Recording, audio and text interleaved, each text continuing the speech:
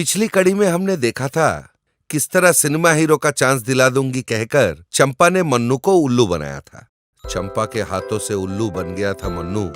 अपने घर पर बैठकर सोच रहा था कि किस तरह रिवेंज लिया जाए।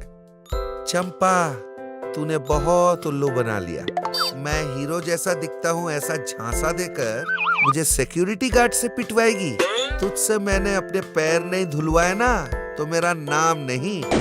मन्नू ऐसा सोच रहा था, इतने में उसका लवर का फोन आया। मन्नू ने फोन उठाकर कहा, हेलो। क्या कर रहे हो? कुछ नहीं, ऐसे ही बैठा हूँ। तुम घर पे बैठे बैठे मच्छर मारते रहो। मेरे बापू मेरा किसी और से शादी करवा देंगे। तेरा बाप रिश्ता लाएगा तो तू कर लेगी? तो क्या करें? तू क्या करेगी मैं क्या बताऊँ? तुम कुछ मत बोलो। मेरी शादी में आके भरपेट खाना खा के चले जाना। तेरे शादी के लड्डू खाने के लिए क्या मैंने तेरे से इतने दिन से प्यार किया है? मेरे घर पहुँचो और बापू से बात करो। ठीक है, अभी आता हूँ, कहकर उसने फोन रख दिया और रानी का घर चला गया। रानी का बाप टीवी के सामने बैठकर रामैया वस्तावैया सिनेमा देख रहा था। मन्नू जाकर उनसे मिला। नमस्ते अंकल। नमस्ते, कौन चाहिए? रानी चाहिए। मांगते ही दे दूं। रानी को क्या सब्जी समझ रखा है? वो मेरी बेटी है। रानी और मैं एक दूसरे से प्यार करते हैं। अच्छा होगा कि आप हम दोनों का शादी करवा दे। क्या शादी करवा दूं? तू ऐसा क्या करता है जो मेरी बेटी का हाथ तेरे हाथ में दूं? रानी के लिए मैं कुछ भी करने को तैयार हूँ। तो तू कुछ भी कर सकता है। Yes sir. तुझे खेती करनी होगी। सुना तुमने? खेतीबाड़ी करनी होगी। मुझसे एक बस्ता ज्यादा उपज उगाओ, मेरी बेटी से तेरी शादी करवा दूं। बस इतना ही? एक क्यों 4 बस्ता ज्यादा उपज उगा दूंगा। चैलेंज करता है? हाँ, चैलेंज।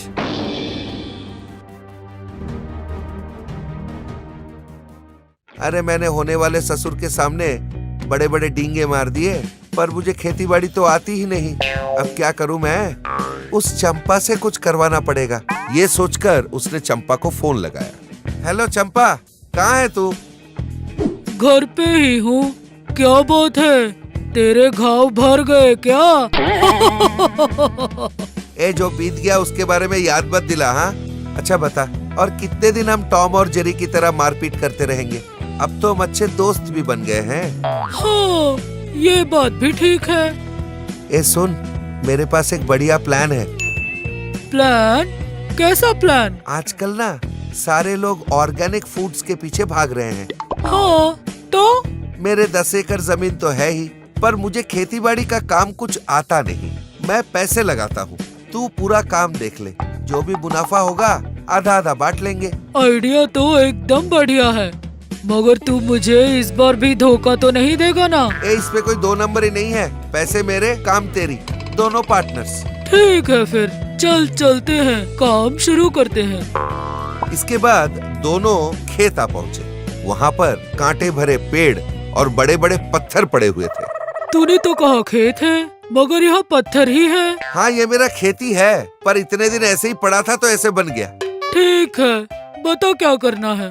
करना क्या है? सारे पत्थरों को हटाना होगा और कांटे भरे पेड़ों को काटना होगा। इसके बाद चंपा ने सारे कांटे भरे पेड़ों को काटी और बड़े मुश्किल से उसने सारे पत्थरों को भी हटा दिया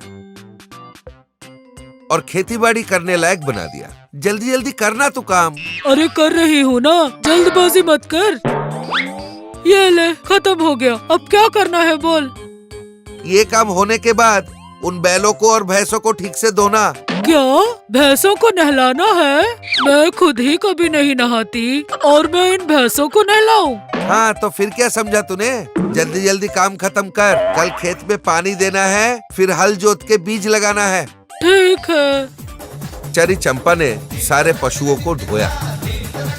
सुबह सुबह खेत में पानी दिया, ट्रैक्टर से खेत जोता। अरे मन्नू, सारा काम हो गया। क्या हो गया है? 6 महीने का काम अभी बाकी है। अभी तो बीज और डालने हैं, रोज खेत में पानी देना है और अच्छी खेती के लिए दवाई भी छिड़काना है। 6 महीने? हे भगवान, तेरी बात मान के गलती कर दी। ठीक है, जब वादा किया है तो निभाना तो पड़ेगा ही। ठीक है, करती रहे। चंपा बीज बोती, रोज खेत में पानी देती और वहीं पर रह के खेत का देखभाल करती। इधर मन्नू घर पर बैठकर आराम किया करता था। चंपा ने पूरी फसल काटी, फिर मन्नू को फोन करके खेत में बुला लिया। मन्नू अपने होने वाले ससुर जी को साथ ले आया। हाँ चंपा, कितने बोरी निकले? 100 बोरी। हाँ ससुर जी, सुना आपने कहा था 1 बस्ता ज्यादा उगाऊंगा तो आपकी बेटी से मेरी शादी करवा दोगे। एक कहाँ 10 बस्ता ज्यादा उगाया है। अब तो आपकी बेटी मेरी हुई, शादी की तैयारियां शुरू कर दो। मन्नू ने ऐसा कहा तो होने वाले ससुर जी ने हामी भरा और वहाँ से चले गए। किसकी शादी? चंपा ने पूछा तो मन्नू ने पूरी कहानी बताई। मतलब तूने मुझे फिर से धोखा दिया? उल्लू तो बनाया, पर मेरे बात पे मैं कायम हूँ। 1 लाख रुपए मैंने लगाया था। ये फसल बेचकर जो भी पैसे मिलेंगे हम आधा आधा बांट लेंगे। ये सुनकर चंपा दंग रह गई। मन्नू अपने घर में म्यूजिक चलाकर एंजॉय कर रहा था। हे, अब तो शहनाइयां बजेगी। इतने में उसका लवर रानी का फोन आया। उसने फोन उठाई। Hi baby. क्या कर रहे हो बेबी? तुम्हारे बारे में ही सोच रहा था। अच्छा, क्या सोच रहे थे? सोच रहा था शादी के बाद हनीमून मनाने कहाँ जाए। छी। वो सब छोड़ो डार्लिंग, वैसे भी तो हमारी शादी होने वाली है। 2-3 दिन कहीं घूम आएंगे क्या? मेरे बापू मार डालेंगे। कुछ नहीं कहेगा, चल 2-3 दिन घूम आते हैं। अच्छा ठीक है, कब चले? कब क्यों, कल ही चलते हैं। सामान पैक कर लो। Bye darling. उसने फोन रख दिया। कुछ दूर से मन्नू की बातचीत चंपा ने सुन ली। मन्नू के बच्चे अपनी गर्लफ्रेंड को लेकर टूर पे जा रहा है। मेहनत मैं करूं और मस्ती तू करे। रुक जा, तेरी खबर लेती हूँ। ये सोचते हुए चंपा मन्नू के पास आई।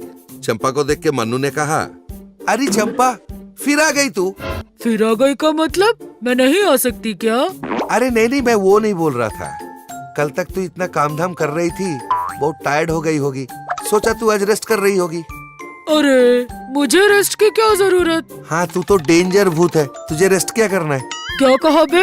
अरे मैं हंसी मजाक कर रहा था। वो सब तो ठीक है, शादी कब है? थोड़ा वक्त लगेगा। दावत कब दे रहा है फिर? अरे चंपा, तेरे वजह से तो मेरी शादी हो रही है और तुझे मैं भूल जाऊंगा। 2-4 दिन रुक जा, पेट भर के खिलाता हूँ। 4 दिन क्यों? वो मैं अपनी गर्लफ्रेंड को लेकर टूर जा रहा हूँ, वापस आते ही देता हूँ। टूर? अरे मुझे भी ले चलना। तू क्यों चलेगी? मुझे छोड़कर चला जाएगा। हमारी बस इतनी ही दोस्ती है। अरे बड़ी बड़ी बातें मत कर, ले जाऊंगा। कल तैयार रहना। तीनों मिलकर टूर पर निकल पड़े। एक बड़ी सी होटल में रूम बुक कर ली और लंच करने फूड कोर्ट की ओर निकल पड़े। रानी बताना क्या खाएगी? जो तुम खाओगे मैं भी वही खाऊंगी। तुम्हारी पसंद मेरी पसंद। बाप रे, इसके नाटक तो देखो। तो ठीक है, हम बिरयानी खाते हैं। इस होटल में काफी फेमस है। अरे यहाँ पर भी बिरयानी ही खाओगे? कुछ और ट्राई करते हैं ना? हाँ, अभी तो कहा था तेरी मर्जी मेरी मर्जी है। तो ठीक है, अपन चिकन सैंडविच खा लेते हैं। भाई 2 चिकन सैंडविच ला देना और एक बिरयानी भी। ठीक है साहब। मैं जरा वॉशरूम होकर आती हूँ। रानी के जाने के बाद मन्नू को उसका दोस्त का फोन आया। वो बातें करते हुए वहाँ से चल पड़ा। इतने में वेटर ने उनका ऑर्डर लाकर टेबल पे रख दिया। अबे मन्नू, मुझसे 6 महीने तक सारा काम करवाया था ना। रुक, अभी तेरी खबर लेती हूँ। मन्नू ने आके खाना खाया। क्यों रानी, स्वाद बढ़िया है ना? हाँ, एकदम मस्त है। मन्नू ने बड़ा मजा ले लेके खाया, फिर अपने रूम में चला गया। रानी और मन्नू बातें कर रहे थे। अरे मन्नू, कुछ कहो ना। हाँ, वो कुछ बोलने वाला था, उसके पेट में गड़बड़ी शुरू हो गई। पेट पकड़कर उसने अरे ये क्या, कुछ गड़बड़ लग रहा है, वो सोच रहा था। इतने में उसकी पेट की हालत और बिगड़ गई। वो उठा और बाथरूम की ओर दौड़ा। कुछ देर बाद बाहर निकला और तुरंत वापस गया। इस तरह सारा दिन वो अंदर बाहर करता। वो पूरा दिन उसका खराब गया। दूसरे दिन रानी को लेकर मन्नू डिस्को जा पहुंचा और दोनों मिलकर डांस कर रहे थे। उन्हें देखकर चंपा, अबे मन्नू, अपनी गर्लफ्रेंड के साथ डांस कर रहा है। देख मैं क्या करती हूँ।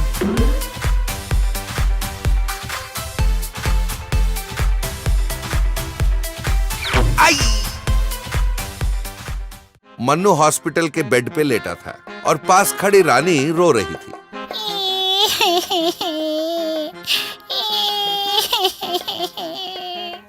अरे क्यों रो रही है? कौन सी आफत आन पड़ी?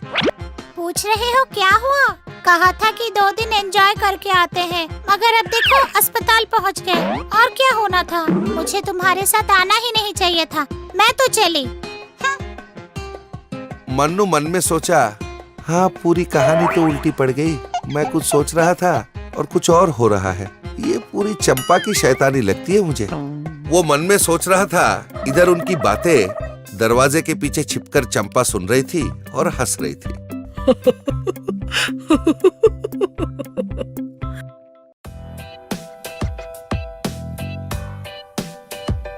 हॉस्पिटल से डिस्चार्ज होकर मन्नू घर की तरफ निकला और एक ऑटो के पास जाके कहा, ए ऑटो चलेगा क्या?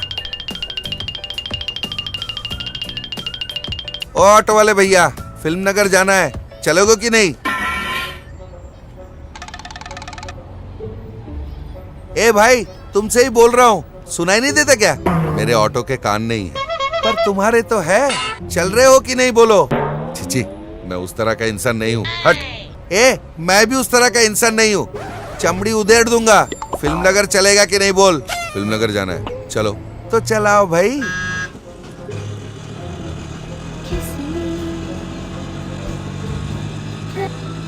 हाँ डार्लिंग बोलो। बोलना बाद में, पहले ये बताओ कि अस्पताल से डिस्चार्ज हुए या नहीं? हाँ अभी बाहर आके ऑटो में बैठा हूँ। ठीक है, कल मेरा बापू तुमसे मिलना चाहता है, शादी के बारे में कुछ बात करना चाहते हैं। कल? ठीक है मिलता हूँ। रखती हूँ फिर, बाय। मन्नू ने फोन रख दिया। इतने में वो अपने घर के पास पहुंच भी गया था। मन्नू ऑटो से उतरा और अपने घर के अंदर जाने लगा। दरवाजा खोल के वो अंदर गया और हक्का बक्का रह गया। सारे सामान इधर उधर बिखरे पड़े थे। घर में चोरी हुई थी।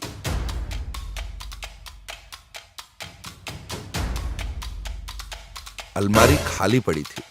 हाय राम, मैंने शादी के लिए जो पैसे बचा के रखे थे पूरे चोरी हो गए। मैंने जो सोना बचा के रखा था रानी की कमरबंद बनाने के लिए, वो भी चुरा लिया। हाय राम, अब मैं क्या करूं? क्यों रे मन्नू, क्या हुआ? ऐसे क्यों रो रहा है? अब क्या बताऊं चंपा, इतने सालों से जो मैंने जमा किया था वो पैसे, मेरी होने वाली बीवी के लिए जमा किया हुआ सोना चांदी, सब चला गया चंपा, सब चला गया। चला गया? कहाँ चला गया यार? अरे मैं शहर से बाहर गया हुआ था, घर में चोरी हो गई, पूरा पैसा सामान सब कुछ चुरा ले गए चंपा। अच्छा, ये तो बहुत बुरा हुआ। वैसे चोरी किसने की होगी? मेरा मामा आया था। क्या बात कर रही हो चंपा? किसने चुराया पता होता तो उसको पकड़ नहीं लेता अब तक। उस मामा को मैं पकड़वाती हूँ। पहले ये बता क्या चोरी हुआ? 40 किलो सोना गया, 5 किलो चांदी गया। 2-4 दिन पहले मैंने रानी के लिए डायमंड रिंग खरीदा था, वो भी गया। 1 लाख रुपए कैश था, वो भी चुरा ले गए। 40 तोला सोना चुरा लिया? मगर इन सारी चोरी की चीजें खरीदने वाला एक ही दुकान है, और वो है शुक्ला सेठ की दुकान। हाँ। अरे ये क्या चंपा, तूने कहा चोर को पकड़ा देगी, अपने आप में क्या बड़बड़ाई जा रही है? मिल गया चोर। उसने फोन घुमाया। ओ भैया, सेठ है क्या? सेठ गांव गया है, कल आएगा। अच्छा ठीक है। उसने फोन रख दिया। तो ठीक है मन्नू, कल सुबह उस चोर को पकड़वा दूंगी। क्या कल सुबह चोर मिल जाएगा? तू समझा नहीं, इस पूरे शहर में चोरी का सामान खरीदने वाला सिर्फ एक ही सेठ है। तेरे घर में चोरी हुए 2 दिन हो गए होंगे ना? हाँ। कोई भी चोर चोरी के तुरंत सामान नहीं बेचता, बात के ठंडा होने तक का इंतजार करता है। अच्छा, तू कैसे जानती है? अरे ओ, तुझे तेरे पैसे चाहिए कि नहीं? चाहिए चाहिए। तो फिर तब तक चुपचाप बैठा रहे। अच्छा चंपा सुन, कल मेरा होने वाला ससुर ने कुछ बातचीत करने को बुलाया है, वहाँ कब जाऊँ, कब मिलूँ तुझसे? अरे पहले इस चोर को तो पकड़ ले, फिर अपने होने वाले ससुर से बात कर लेना। ठीक है चंपा। दूसरे दिन सुबह दोनों ने भेष बदला और शुक्ला के दुकान के पास जाकर छिप गए। कुछ देर बाद गुल्लू अपने कंधे से एक झोला झुलाकर शुक्ला के दुकान पर आ पहुंचा। फिर दुकान में जाकर उसने झोला खोल के दिखाकर पूछा, सुनो सेठ, इसमें सोना और चांदी भरा है, ठीक से हिसाब लगाकर पैसे देना। अरे गुल्लू भाई, क्यों परेशान हो रहे हो? कभी कोई ऊंच नीच हुई है? हिसाब लगा कर दूंगा। वो सोना और चांदी को परखने लगा। इतने में चंपा और मन्नू वहाँ पहुँचे। पकड़ लिया, साला चोर कहीं का, मेरे ही घर पे चोरी करेगा। रुक रुक, पुलिस वाले आ रहे हैं। सर गलती हो गई सर, माफ कर दीजिए सर। अरे नहीं, पुलिस में दे दो, चोरी का माल मुझे ही बेचने आया था, पकड़वा दो इसे। क्यों भाई, बड़े शरीफ बन रहे हो? पूरी शहर में चोरी का माल तो अकेला ही खरीदता है। हम क्या अनजान बन के यहाँ आए थे?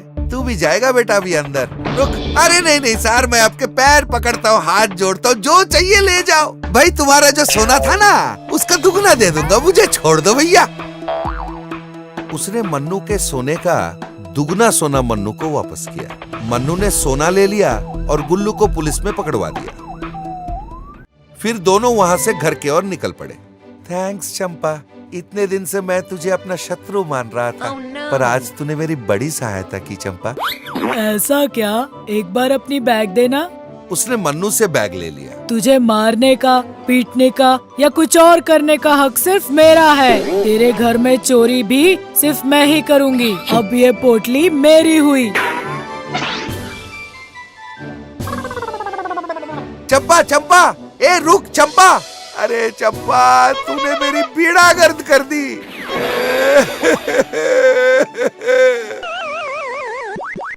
ऐसे ही ज्ञानवर्धक कहानियों के साथ हम फिर मिलेंगे।